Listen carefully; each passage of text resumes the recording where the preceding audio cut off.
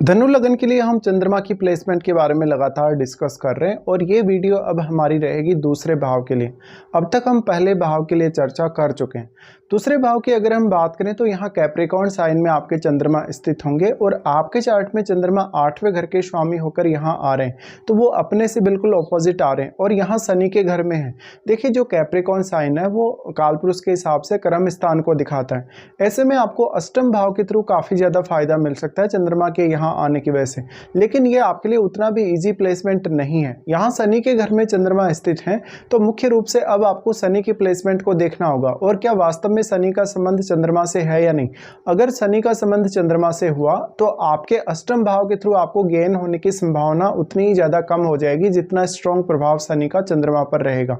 इसी प्रकार से अगर देखा जाए, हम ये मानते हैं कि किसी भी भाव का स्वामी जब दूसरे भाव में जाता है तो वो अपनी उस हाउस की एनर्जी और अपनी स्वयं की एनर्जी उस हाउस में डिपॉजिट करता है। तो ये आपकी वाणी के लिए अच्छा हो सकता है, वाणी से जुड़े हुए टैलेंट के लिए अच्छा हो सकता है, लेकिन क्योंकि जो कैप्रिकॉर्न साइन है वो आपके लिए कहीं ना कहीं कर्म स्थान को दिखाता है कालपुरुष के हिसाब से, इसलिए यहाँ पर आपको मेहनत काफ़ी ज़्यादा करनी पड़ेगी चंद्रमा से संबंधित रिजल्ट्स को पाने के लिए। इसी हिसाब से यहाँ पर आपको काफ़ी डिसिप्लिन रखना होगा, काफ़ी ज़्यादा रिस्ट्रिक्शंस रखने होंगे और फैमिली का भी यहाँ आपको काफ़ी ख्याल रखना होगा। हम ये मानते हैं कि दूसरे भाव में अगर चंद्रमा स्थित होते हैं तो व्यक्ति अपनी फैमिली को सबसे ज़्यादा प्रायोरिटी देता है जब भी वो खर्चा करता है या कोई भी प्रकार से वो अपनी फैमिली का ख्याल रखता है। ऐसी स्थिति में आपको अपनी फैमिली को लेकर बहुत ज़्यादा ऑब्सेस्ड देखा जा सकता है और फैमिली के लिए काफ़ी चिंतित देखा जा सकता है। चंद्रमा यहाँ प्लेस्ड है तो अष्टम भाव से गेन होने की संभावना काफ़ी ज़्यादा बढ़ जाएगी और अष्टम भाव के थ्रू जो भी आपके जीवन में बदलाव आएंगे उससे आपकी आर्थिक स्थिति और आपकी फैमिली लाइफ काफ़ी ज़्यादा प्रभावित हो सकती है। अब यहाँ पे आपको देखना होगा कि अन्य कौन कौन से ग्रहों का यहाँ रोल है। एक्चुअल में जो भी ग्रह आपके अष्टम भाव में बैठेगा वो भी अपना प्रभाव चंद्रमा पर डालेगा और चंद्रमा सेकंड हाउस में आ गए तो चंद्रमा पर जिन जिन ग्रहों का प्रभाव है उनको आपको देखना चाहिए। आपके चार्ट में वो ग्रह किसी न किसी भाव के स्वामी हैं वास्तव में, और अगर चंद्रमा पर वो अपना प्रभाव डाल रहे हैं तो अब उन हाउसेस से आपको मदद मिल सकती है जिनके वो ग्रह यहाँ स्वामी होकर चंद्रमा को प्रभावित कर रहे हैं। या फिर ऐसा हो सकता है चंद्रमा के साथ आपके सेकंड हाउस में कोई ग्रह स्थित हो सकता है, वो ग्रह भी यहाँ चंद्रमा को काफ़ी ज़्यादा प्रभावित करेगा। वैसे तो हम युति का प्रभाव ही सबसे ज़्यादा मानते हैं, लेकिन चंद्रमा क्योंकि बहुत ही ज़्यादा सॉफ्ट ग्रह है, ऐसे में हम किसी भी ग्रह की अगर चंद्रमा पर दृष्टि भी पड़ेगी तो उसका प्रभाव भी काफ़ी ज़्यादा ही मानेंगे। तो आपको एक्चुअल में देखना होगा, अब क्योंकि अष्टम भाव में बैठा हुआ ग्रह भी आपके सेकंड हाउस को पूर्ण रूप से एस्पेक्ट करेगा तो उसका रोल भी आपके लिए काफ़ी इंपॉर्टेंट होगा और साथ में वो चंद्रमा का घर भी है 8वां भाव। तो अष्टम भाव से जुड़ा हुआ अब आप कोई बिजनेस वगैरह स्टार्ट करें या कोई भी काम जो अष्टम भाव से जुड़ा हुआ है उसके थ्रू आपको गेन होने की संभावना रहेगी। यानी अब सेकंड हाउस से संबंधित रिजल्ट्स के मामले में आपका अष्टम भाव ही आपका काफ़ी ज़्यादा साथ देगा। ऐसे में इस बात की संभावना भी है कि कभी कभी आपका जब मैरिज होता है, मैरिज होने के बाद कहीं ना कहीं जो आपके इन लॉज की फैमिली है उसका बहुत बड़ा योगदान हो सकता है आपकी लाइफ स्टाइल और आपकी फैमिली में।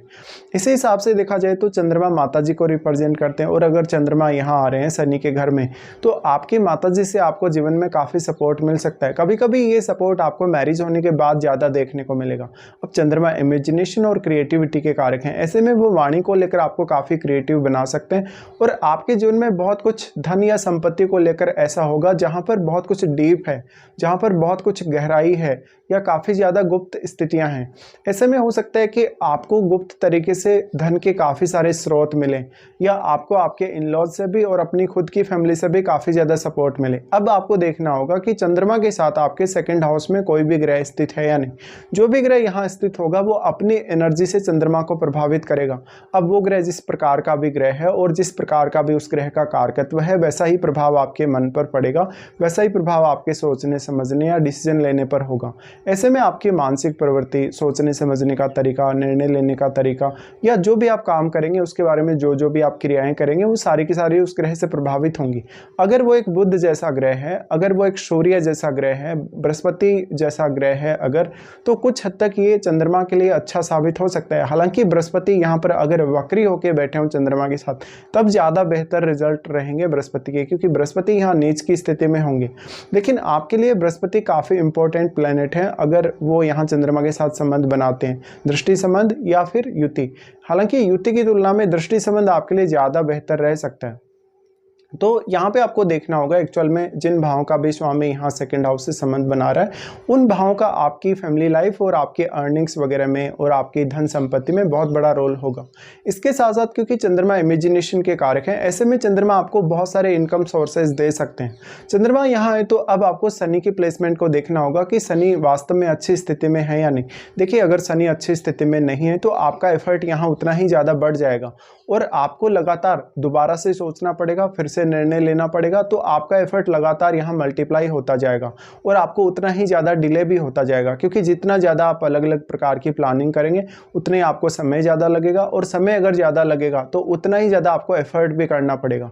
अब अगर यहाँ पे सूर्य का प्रभाव है या बुध का प्रभाव है या किसी भी अन्य ऐसे ग्रह का प्रभाव है जो यहाँ चंद्रमा को सपोर्ट कर सके, तब आपके लिए ये प्लेसमेंट काफ़ी अच्छी साबित हो सकती है।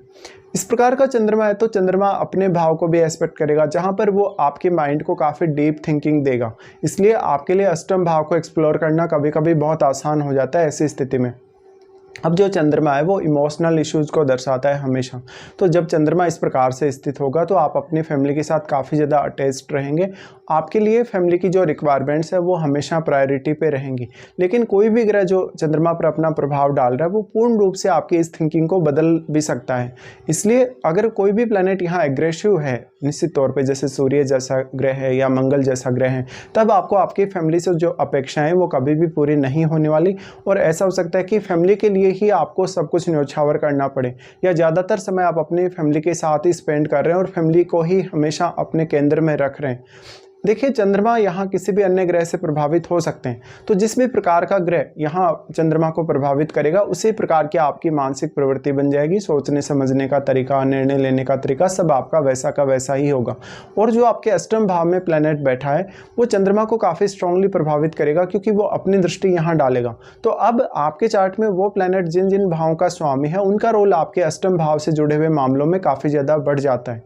तो आपको इस तरीके से विचार करना होगा। साथ में आपको देखना होगा कि क्या चंद्रमा के साथ कोई भी जो प्लैनेट बैठा है वो शनि के साथ किस प्रकार के संबंध रखता है और चंद्रमा के साथ बैठने की वजह से वो यहाँ किस प्रकार का प्रभाव डाल रहा है। और आपको अब अपनी महादशा पर भी विचार अवश्य कर लेना चाहिए, क्या वास्तव में आपको चंद्रमा की महादशा है या नहीं। देखिए, अगर चंद्रमा की महादशा होगी तो आपको ये सारे के सारे रिजल्ट्स काफ़ी स्ट्रांगली देखने को मिलेंगे। बट अगर आपको चंद्रमा की महादशा नहीं है तो ऐसा हो सकता है कि चंद्रमा के साथ बैठे हुए ग्रह या चंद्रमा पर प्रभाव डाल रहे ग्रह की महादशा आपको हो सकती है। उस दशा में भी आपको ये सारे के सारे प्रभाव स्ट्रांगली देखने को मिलेंगे। साथ में अगर ये चंद्रमा राहु केतु से प्रभावित हो जाता है तो आप काफ़ी स्पेकुलेटिव हो सकते हैं, आप लॉटरी या सट्टा की तरफ आकर्षित हो सकते हैं और अपना बहुत ज़्यादा पैसा बर्बाद कर सकते हैं या गलत निर्णयों की वजह से काफ़ी नुकसान उठा सकते हैं। तो यहाँ पर काफ़ी ज़्यादा रिस्क भी है। अष्टम भाव के थ्रू अब आपके जीवन में जो जो भी चेंजेज आएंगे उनके थ्रू आपके जीवन पर जो प्रभाव पड़ेगा वो काफ़ी स्ट्रांग रहेगा। तो ये कुछ परिणाम आप लोगों को मिलेंगे चंद्रमा के आपके सेकेंड हाउस में होते हुए।